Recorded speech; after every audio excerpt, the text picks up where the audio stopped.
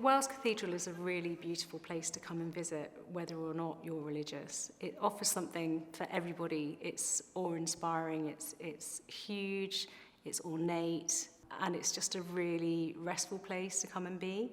What's been really exciting about the Anthony Gormley sculpture coming to Wells is that it's provided a really fantastic opportunity for the Wells Heritage Partners to work together to put on schools programmes.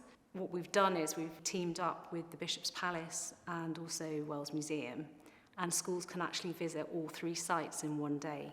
And I've noticed children enjoy the walking between the different sites, the seeing the high street, the seeing the moat outside the Bishop's Palace, and the sense of the city itself, not just the specific buildings that they're going to be in.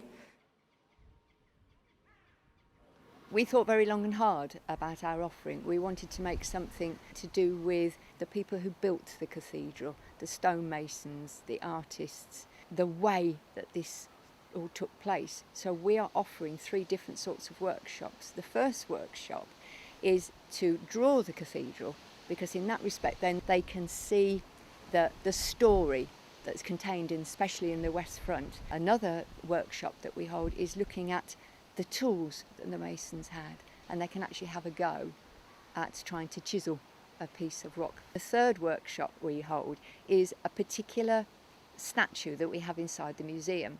It's called Statue 151. It's a full-sized plaster cast copy.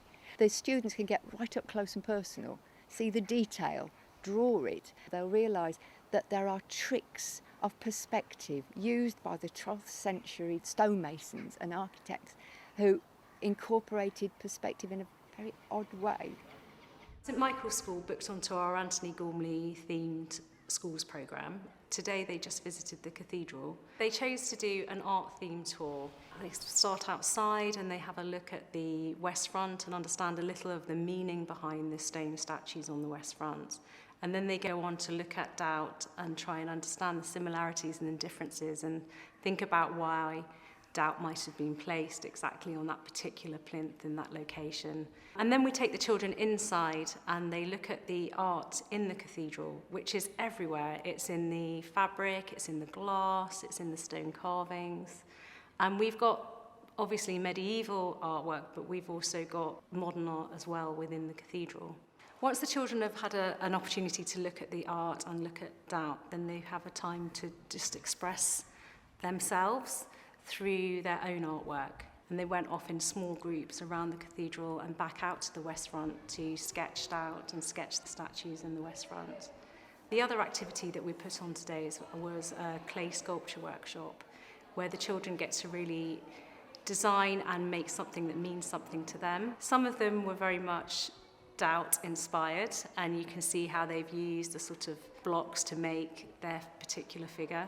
And others are inspired by the medieval stonework in the cathedral, and some totally unique and really good. Well, we're really proud to be part of the offer for schools and colleges, all based around, of course, the Gormley sculpture. When schools visit Wells, obviously they can do workshops at the museum and the cathedral, and we work closely with them to provide an interesting day for the students. We have a real variety of sculptures here in the gardens at the Bishop's Palace, and my favourite ones are the wings, which are stained glass made by our resident artist, Edgar Phillips.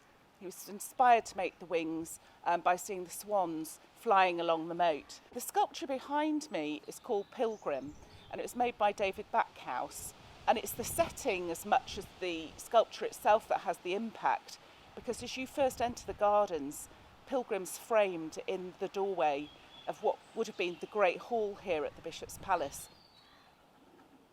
It's been fantastic to get out of the classroom and come and see a sculpture in person.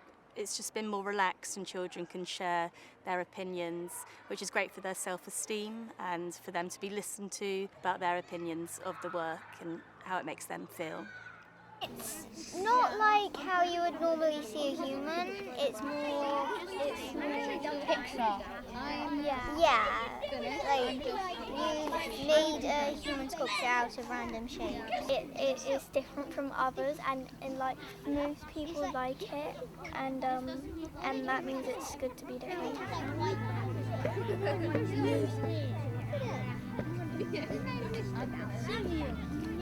I just randomly started drawing an owl, like one.